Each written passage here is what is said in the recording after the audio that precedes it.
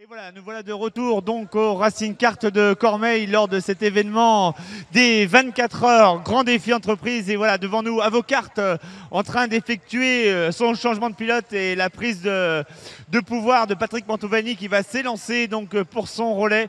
Voilà, et Roland qui lui dit encore le timing est respecté pour respecter cette fameuse minute dans les stands de team. Donc Avocart en 6e position avec le numéro 5. Je vous rappelle, une association d'avocats.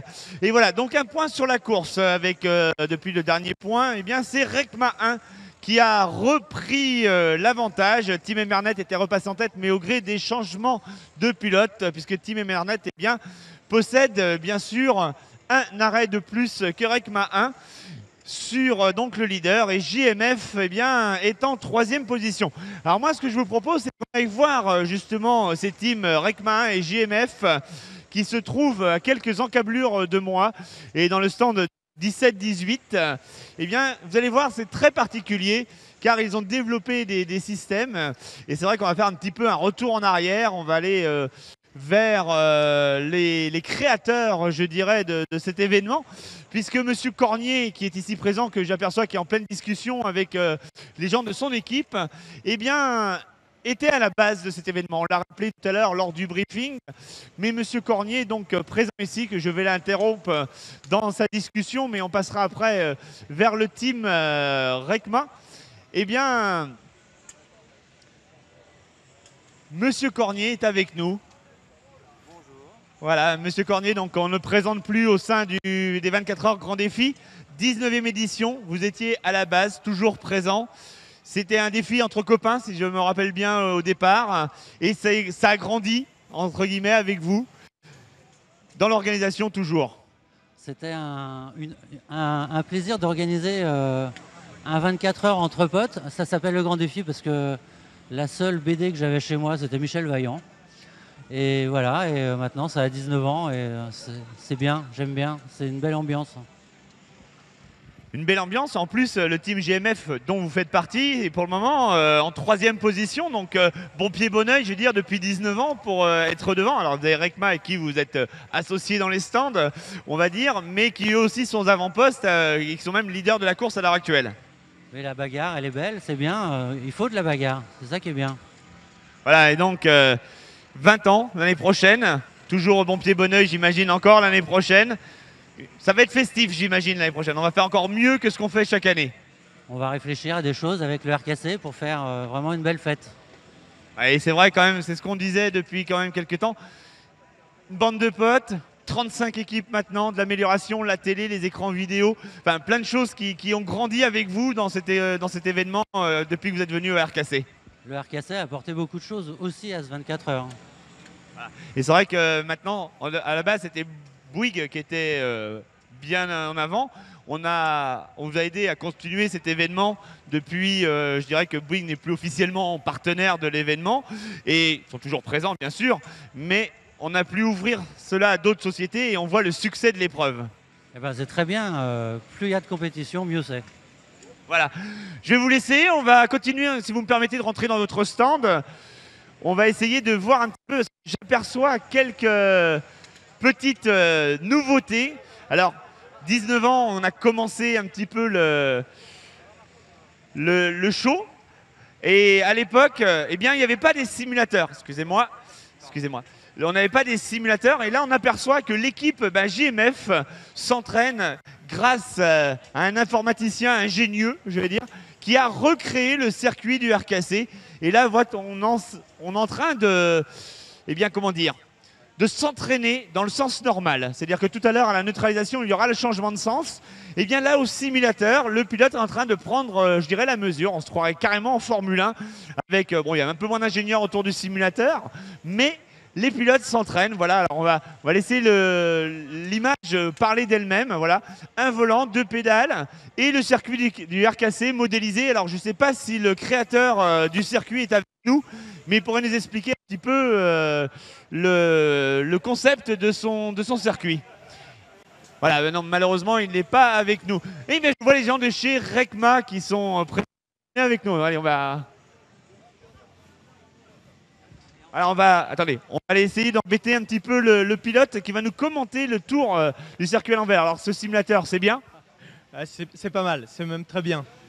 C'est vrai que ça permet de se remettre dans le bain, surtout dans l'autre sens. C'est vrai que là, on est passé dans le sens de roulage, dans le sens horaire et pas anti-horaire. Voilà, le concepteur est avec nous en même temps. Voilà, je ne vais pas vous déconcentrer plus longtemps dans le séance d'entraînement, mais le concepteur de ce simulateur va nous dire un petit mot comment il a réalisé ceci. Ah bah Alors j'ai réalisé ça pour Air Factor. C'est un qui existe et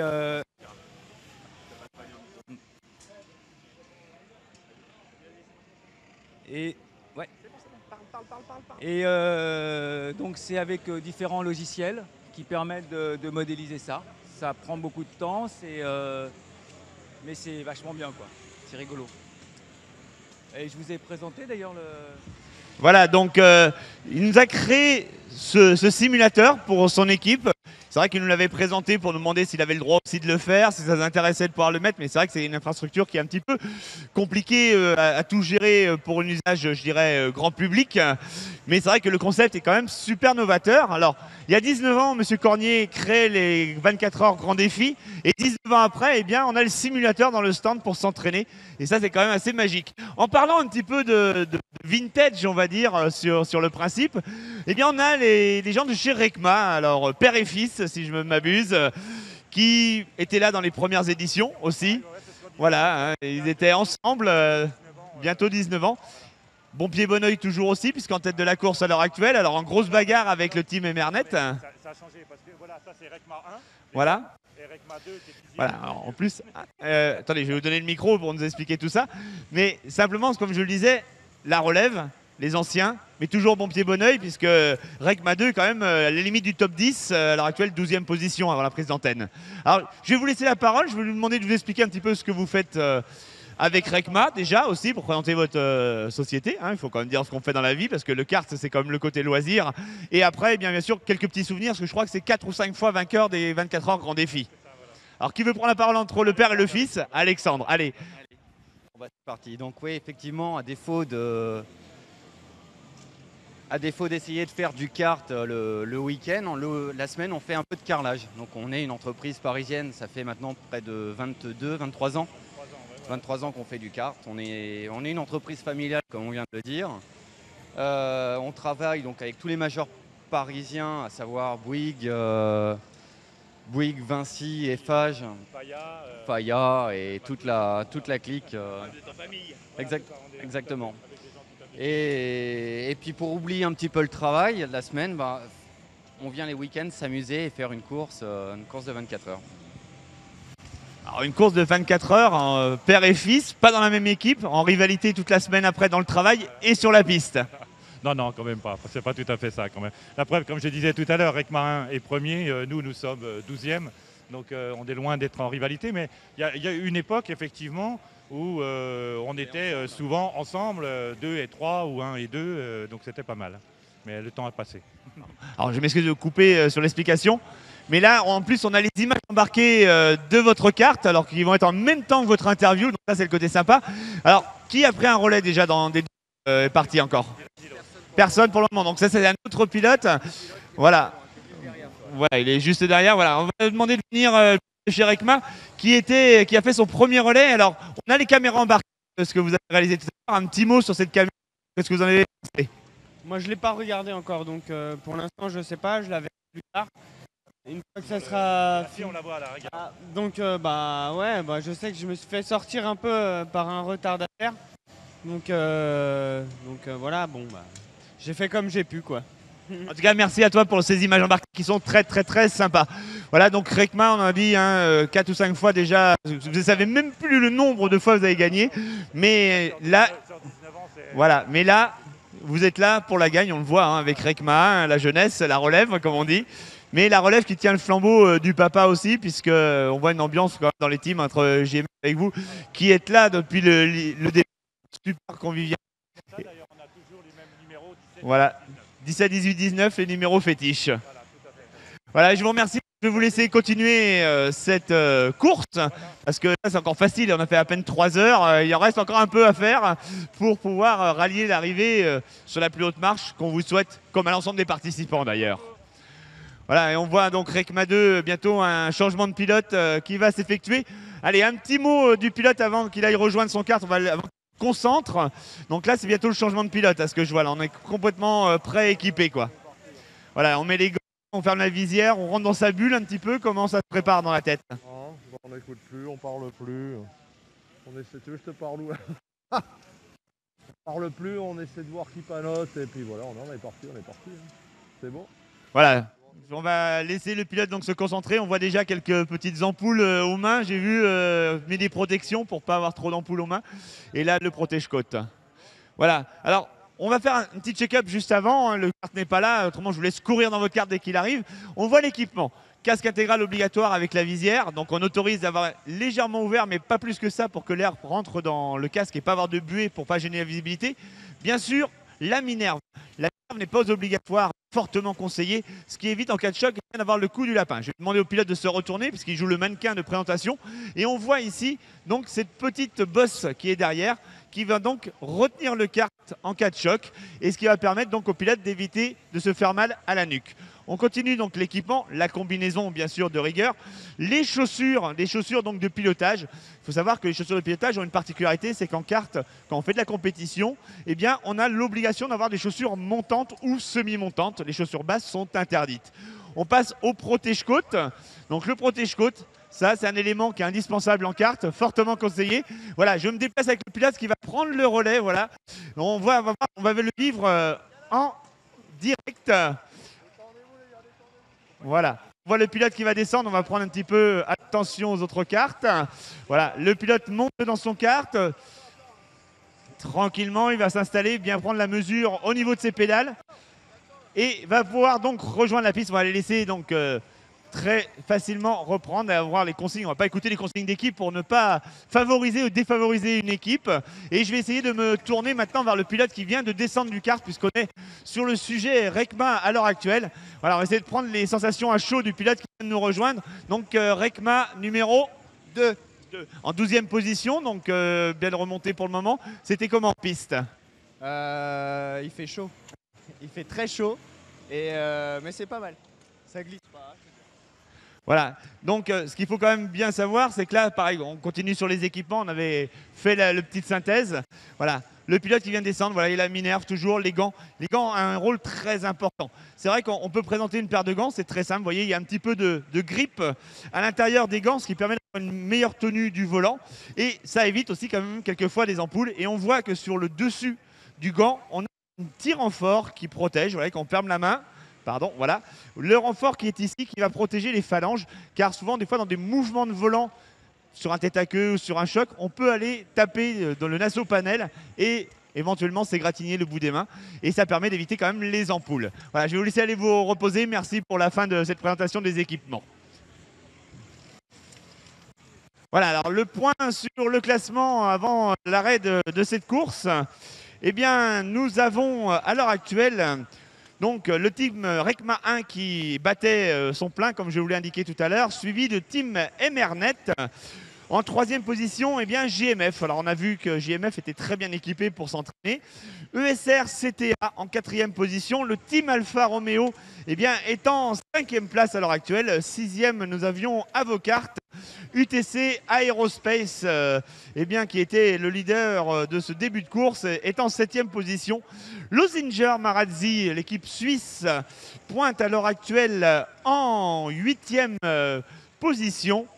Voilà, on voit les équipes toujours au bord des stands qui sont à l'affût de leur équipier en piste pour le motiver. En 9e position, eh bien, Sagem Argenteuil. Sagem Argenteuil, dernière équipe inscrite sur cette 24 heures grand défi entreprise 2015. Eh bien, ils n'ont pas laissé la place pour beaucoup dans le top 10 à l'heure actuelle. 10e position pour Next City. Voilà, donc le point sur les 10 premiers à l'heure actuelle. Et on voit que le rythme en course, c'est un petit peu, je dirais, calmé. Les pilotes maintenant ont pris la mesure de leur machine et on roule sur des temps qui sont plutôt proches. Voilà, qui sont plutôt proches, je dirais, des temps de 1,04. Car comme on le disait au début, on part vraiment sur quelque chose de très rapide. Il faut faire le trou sur les poursuivants. Et ensuite, on va rentrer dans un rythme, ce qu'on appelle un peu de croisière, si je peux m'exprimer un peu ce type, parce que ça va très très vite. Mais un rythme un peu moins soutenu, mais qui va nous permettre d'être performants et d'enchaîner les tours sans aucun souci, tout en gérant son plein d'essence et ses pneumatiques et sa machine. C'est-à-dire que la performance pure, c'est une bonne chose, mais il faut savoir gérer son matériel mécanique, car il y a 24 heures à tenir. Donc si on part sur un rythme un peu trop élevé, et en tapant dans les vibreurs, dans les pneumatiques, dans les châssis, eh bien, le problème, c'est qu'on peut détériorer prématurément ces pneumatiques, les faire surchauffer. On a vu ce cas-là tout à l'heure aux qualifications, où des pilotes qui étaient bien placés en Q1 n'ont pas su faire refroidir suffisamment leurs pneumatiques pour prendre le relais. Alors le point sur, tout à l'heure j'ai entendu Monaco, eh bien nous avons les 2 Mercedes en tête, suivis des 2 Red Bull, pour ceux que ça intéresse bien sûr, les qualifications du Grand Prix de Monaco en F1 en même temps que cette édition des 24 heures Grand Défi Entreprise. Les 35 équipes présentes eh bien, en décousent sur la piste sans aucun problème. Voilà, on voit vraiment les temps qui ont un petit peu augmenté. Alors, bien sûr, tous les pilotes ne roulent pas forcément en 1,03, mais le rythme est vraiment un petit peu plus soutenu. Voilà, après on sait qu'aussi il y a un grand événement à l'heure actuelle qui a lieu, c'est la Formule E qui se déroule en Allemagne, à Berlin, le Grand Prix de Formule E, dans lequel on suit avec attention quand même cette course, puisque l'enfant du circuit, Jean-Éric Vergne, que vous avez pu suivre en Formule 1 durant quelques saisons jusqu'à l'année dernière, eh bien, est pilote chez Andretti Racing. Hier, il était au simulateur Ferrari puisqu'il était pilote de développement, puisqu'il est pilote de développement Ferrari. Et là, il en découle sur la piste aux essais libres. Il était tout à l'heure en 3e et 5e position, donc ça joue plutôt devant. Voilà, il est 3e, on vient de me dire, à l'heure actuelle. Donc c'est plutôt une belle performance de notre pilote fétiche. Voilà, il nous reste peu de temps maintenant à passer ensemble durant ce live. On va encore faire un petit point sur les temps autour. Alors on va essayer de voir Rekma 2, voilà, qui vient de changer de pilote, tourne en 1,05 726. Donc le pilote a vraiment pris rapidement la mesure de sa machine et va essayer de revenir dans le top 10, qui est le but avoué de Rekma 2. Rekma 1 est là pour jouer la gagne, ils l'ont clairement affiché. Et Rekma 2, eh bien, être au moins dans le top 10, hein, je vous rappelle. Rekma 1, Rekma 2, des précurseurs de cet événement. Et voilà, donc le moment est venu de nous séparer et on se retrouve bien sûr à 18 h pour la suite de cette aventure des 24 heures Grand Défi Entreprise au Racing Kart de Cormeilles pour retrouver ces 35 équipes en piste. À tout à l'heure.